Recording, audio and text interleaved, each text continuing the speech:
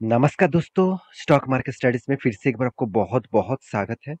तो आज यहाँ पे मैं बात करूँगा एक पावर इंडस्ट्रीज़ के बारे में, एक पावर इंडस्ट्रीज़ कंपनी के बारे में, जो इंडिया के जायंट कंपनी माना जाता है पावर इंडस्ट्रीज़ में और वो भी पीएसयू कंपनी मतलब एक गवर्नमेंट कंपनी के हिसाब से देखा जाए तो जो जायंट कंपनी है जिसका नाम है पावर ग्रिड। तो आज मैं बात करूँगा पावर ग्रिड के बारे में। तो बहुत सारे लोगों ने कमेंट किया सर एक बड़ा इंस्टीट्यूशन ने इस कंपनी के ऊपर माल बेच दिया, तो क्या अभी इस कंपनी के ऊपर क्या करना चाहिए? तो बड़ा इंस्टीट्यूशन कौन है? बड़ा इंस्टीट्यूशन है एलआईसी, लाइफ इंश्योरेंस कॉर्पोरेशन, जो इस कंपनी के ऊपर एक अच्छा खासा स्टेक लेके बैठे हुए थे। उन्होंने स्टेक बेच दिया, तो कितना स्टेक बेचा और उस बेचने के कारण क्या कंपनी के ऊपर कुछ इम्पैक्ट आएगा? तो उसी के बारे में बात करूँगा और किस तरीके से बेचा गया क्या वो मतलब ओपन मार्केट में बेचा गया कि डायरेक्ट डीलिंग्स करके बेचा गया तो उसी के ऊपर डिस्कस करूंगा तो वीडियो को पूरा देखना और अभी तक अपने इस चैनल को सब्सक्राइब नहीं किया तो जरूर सब्सक्राइब कर लेना क्योंकि आपको daily basis stock market information updates इसी चैनल के माध्यम से आपको लगातार लगातार मिलते जाएंगे। तो चलो देख लेते हैं आज के इस स्टॉक के बारे में। तो सबसे पहली बात मैं बात करूंगा एक न्यूज के ऊपर जो न्यूज इस कंपनी के बारे में डिटेल्स डिस्कस करेंगे। तो बिजनेस स्टैंडर्ड के ऊपर इस न्यूज आ चुके हैं, तो बिजनेस स्टैंडर्ड के ऊपर जाइए, इस न्यूज को देख सकते हैं। आप देखेंगे तो LIC reduce share holding in power grid to 3.3%। इसका मतलब कंपनी के ऊपर जो स्टेक था एलआईसी का, उन स्टेक से कंपनी कितने सेल किया 3.3%। तो अभी एक चीज आपको मैं सबसे पहले दिखा दूं, इसका शेयर होल्डिंग पैटर्न। तो शेयर होल्डिंग पैटर्न चलो मैं यहाँ पे आपको दिखा देता हूँ। यहाँ पे भी आप देख सकते हैं कि शेयर होल्डिंग पैटर्न कितना कितना था। तो देखिए प्रोमोटर के पास पावर ग्रिड का टोटल शेयर होल्डिंग था कितना 51% होल्डिंग प्रोमोटर के पास है। और इसका प्रोमोटर कौन है आप सभी जानते हैं, गवर्नमेंट इसका प्रोमोटर है। तो प्रेसिडेंट ऑफ इंडिया इसका प्रोमोटर है। आप एफआईएस के बारे में बात करूं तो एफआईएस के पास कितना 30% तक होल्डिंग लास्ट टाइम लास्ट मतलब क्वार्टर के रिपोर्ट के हिसाब से 30.25% का होल्डिंग प्रो एफआईएस के पास है। डीएस के पास कौन कितना है, डीएस के पास 15% का होल्डिंग है और इस डीएस के अंदर ही आपको एल आई सी दिखेगा। तो इसके अंदर ही आपको एल आई सी दिखेगा। पब्लिक के पास कितना है, पब्लिक के पास अराउंड अराउंड 3% का होल्डिंग है। पब्लिक ज्यादा माल उठा नहीं पाया क्योंकि प्रोमोटर के बाद F I S D S ने ज्यादा माल उठा के रखा है। आदर्श के पास इस कंपनी का देखा जाए तो कोई भी हिस्सेदारी नहीं है। तो यहाँ पे आप देखेंगे तो एफ आई एस, तो F I S D S सारे के सारे आप देखेंगे तो यहाँ पे आपको दिखेगा कितना कितना होल्डिंग उठा के रखा है। तो यहाँ पे एक चीज में और आपको दिखा दूं, यहाँ पे देखिए जो डीएस है, डीएस के अंदर कौन है आप देखेंगे तो लाइफ इंश्योरेंस कॉर्पोरेशन, जिसके पास कितना 5.59% का होल्डिंग था। तो आप देखेंगे तो एल आई सी आई जीवन प्लस नॉन यूनिट फंड, तो इसके अंदर भी होल्डिंग था।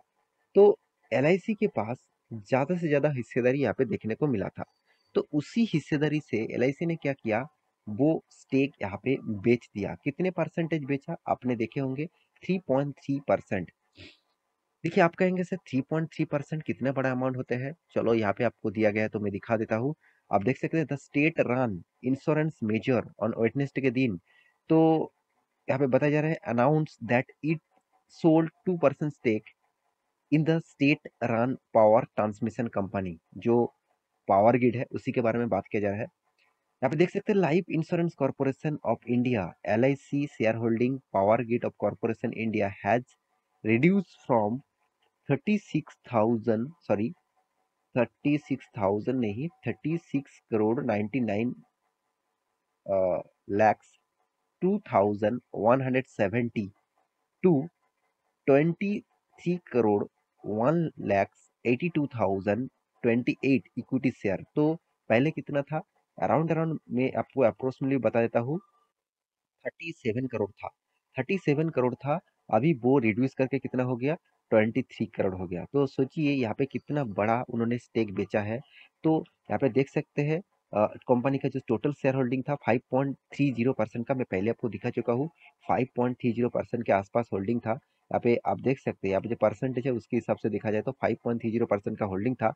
उनमें से 3.30% का स्टेक उन्होंने बेच दिया। तो मैं जरूर कहूंगा यहाँ पे जो परसेंटेज जो देखने को मिला, जो यहाँ पे डिक्लाइन देखने को मिला, तो एक तो यहाँ पे जो डिक्लाइन देखने को मिला, वो जो शेयर यहाँ पे कंपनी ने बेचा, जो सेल आउट किया, वो किसी न किसी लोगों को ही बेचा होगा। तो ओपन मार्केट में यहाँ पे सेल आउट नहीं किया गया, क्योंकि क्योंकि इतना बड़ा अमाउंट अगर ओपन मार्केट में सेल किया जाता तो एक बहुत बड़ा स्टॉक के ऊपर गिरावट देखने को मिलता। अगर स्टॉक का आप चार्ट पैटर्न देखेंगे तो चार्ट पैटर्न पिछले दिनों में उतना खास गिरावट नहीं है, छोटा मोटा करेक्शन है। तो देखिए, इसको ओपन मार्केट में अगर सेल किया जाता है, ओपन मार्केट मतलब मार्केट में मार्केट जो ओपन होता है उसके बाद अगर सेल किया जाता तो स्टॉक में लगातार लगातार गिरते जाते, क्योंकि इतने बड़ा अमाउंट जब सेल किया जाता है तो बायर का मतलब बायर फ्यूज हो जाएंगे, तो तब स्टॉक में एक बहुत बड़ा भयंकर गिरावट देखने को मिलता। तो इसको ओपन मार्केट में नहीं, इसको डीलिंग के माध्यम से किया गया है। तो अभी जो पॉइंट सबसे पहले मन में आ जाता है, क्या अभी कंपनी क्या बर्बाद होने वाला है, क्योंकि एलआईसी जैसे कंपनी, इतने बड़े कंपनी, इस कंपनी को स्टेक जो है वो बेच दिया, क्या कंपनी के ऊपर कुछ बहुत बड़ा नेगेटिव इम्पैक्ट आने वाला है? तो मैं ज़रूर कहूँगा इस तरीके से बातचीत सबसे पहले आपके दिमाग से हटा दीजिए, क्योंकि एलआईसी ने इतने बड़े 3.3% से भी ज़्यादा स्टेक बेचा, किसी न किसी तो खरीदारी, किसी न किसी ने तो खरीदारी की है। और वो 3% का स्टेक कितने करोड़ों का है आप देख देख चुके होंगे, करीबन करीबन 12 करोड़ से 12-13 करोड़ से भी ज़्यादा। तो इतने बड़ा अमाउंट का हिस्सेदारी कौन खरीदारी करेंगे? तो इसके लिए बड़े प्लेयर्स का ज़रूरत होगा। तो बड़े प्लेयर्स मतलब कोई ना कोई इंस्टीट्यूशन, कोई ना कोई मतलब इंडिविजुअली या कोई भी इन्वेस्टर वो माल खरीदारी करके रखे हैं, मतलब खरीदारी कर चुके हैं। तो मेरे हिसाब से आपको इस तरीके से सिचुएशन में पैनिक होने का कोई ज़रूरत नहीं। तो पैनिक अब मत होइए, क्योंकि इस तरीके से डेटा आपको इसीलिए दिखाया जाता है कि कौन सा कंपनी के ऊपर किसने माल बेचा, किसने खरीदारी कर रही है। तो मैं जरूर कहूंगा पावर ग्रिड जैसे कंपनीज के ऊपर आपको फोकस होना चाहिए, क्योंकि कंपनी में एक दम है। मैं जरूर कहूंगा बहुत सारे गवर्नमेंट कंपनी मैंने देखे हैं, तो इस कंपनी का जो दम है मैं हमेशा देखता रहता हूँ, हमेशा स्टडी करता रहता हूँ। इस कंपनी में दम है। हाँ, आप कहेंगे सर दम तो है मगर प्रॉफिट तो नहीं मिलता, तो क्या करूँ? हाँ, ये बात भी सही है, आपकी बात भी सही है, क्योंकि कंपनी के जो प्रॉफिट रेशियोज है, इसका प्रॉफिट एंड लॉस के बाद आप देखेंगे तो करीबन 9 10 10 12 7% का रिटर्न दिया है।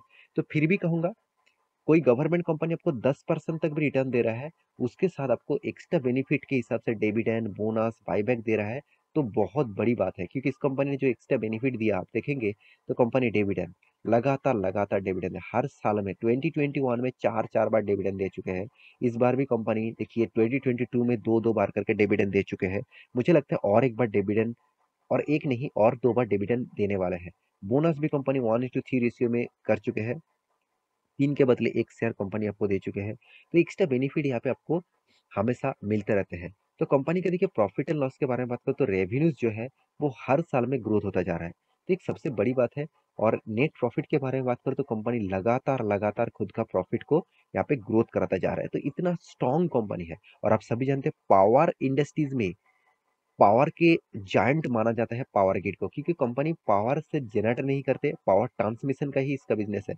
मतलब एक जगह से दूसरी जगह पर जो पावर ट्रांसमिशन किया जाता है, तो उसी के ऊपर कंपनी काम करते हैं। तो एक बहुत बड़ी पॉइंट्स है इस कंपनी के लिए, एक बहुत बड़ी बिजनेस है। और फ्यूचर में इस कंपनी का ग्रोथ पोटेंशियल और भी होगा जरूर, क्योंकि पावर के बिना कुछ भी संभव नहीं है, कुछ भी चल नहीं सकता। और ईवीज का जब जमाना आ रहा है तो वहां पे तो पावर का डिमांड और भी बढ़ने वाले हैं। तो यहाँ पे आप देखेंगे तो कंपनी का return of equity, return of capital employed, हर चीज आपको जबरदस्त दिखेगा। इसका डेप्थ कितना है? तो मैं जरूर कहूंगा इसका डेप्थ थोड़ा सा ज्यादा है, तो फिर भी पहले तो 2.5% से भी ज्यादा डेप्थ था, अभी कंपनी 1.77% का डेप्थ लेके आया है। तो इसका मतलब डेप्थ को भी कंपनी रिड्यूस किया, अच्छा खासा डेप्थ को मेंटेन किया, अच्छा खासा डेप्थ को रिड्यूस किया। तो मेरे हिसाब से इस कंपनी के ऊपर फोकस रखिए, क्योंकि इसका जो बैलेंस शीट है वो भी आप देखेंगे तो कंपनी का देखिए रिपोर्ट आपको दिखा चुका हूँ। तो बैलेंस शीट आपको दिखा दूं तो बैलेंस शीट में कुछ आपको ये चीज देखने को मिलेगा, लॉन्ग टर्म कर्जा, शॉर्ट टर्म कर्जा कितना है। तो लॉन्ग टर्म कर्जे के बारे में बात करें तो कंपनी पहले देखा जाए तो 1,22,400 करोड़ का कर्जा लेके रखे थे, आज वो 1,14,000 करोड़ बन चुके हैं। तो कंपनी का जो डेप्थ है वो कम हो रहा है धीरे धीरे करके। और शॉर्ट टर्म के लिए भी जो कर्जा लेके रखा है करीबन 20,000 करोड़ का, तो पहले 1,000 2,000 3,000 करोड़ का लेके रखे थे, इस बार कंपनी ने ज्यादा कर्जा लिया, क्योंकि कंपनी का बिजनेस बढ़ रहा है, कंपनी का बिजनेस और भी ग्रोथ हो रहा है, तो इसके हिसाब से कंपनी का कर्जा लिया। तो एक चीज मुझे इस कंपनी की सबसे जो खास लगा वो है ट्रेड पेबल, मतलब कंपनी जो ट्रेड किया, कंपनी जो बिजनेस किया, जो प्रोडक्ट दूसरे कंपनी से खरीदारी किए, तो उसके लिए जो अमाउंट्स है वो ज्यादा से ज्यादा पेमेंट कर चुके हैं। कुछ ही अमाउंट बाकी है, 2060 सॉरी 200 67 करोड़ का देखा जाए तो 60 करोड़ से भी ज़्यादा कंपनी का कर्जा है। तो कंपनी का सॉरी कर्जा नहीं, अभी भी पेमेंट करना बाकी है। तो मैं ज़रूर कहूँगा कंपनी में इन डेप्थ आप देखेंगे तो कंपनी में बहुत पोटेंशियल है।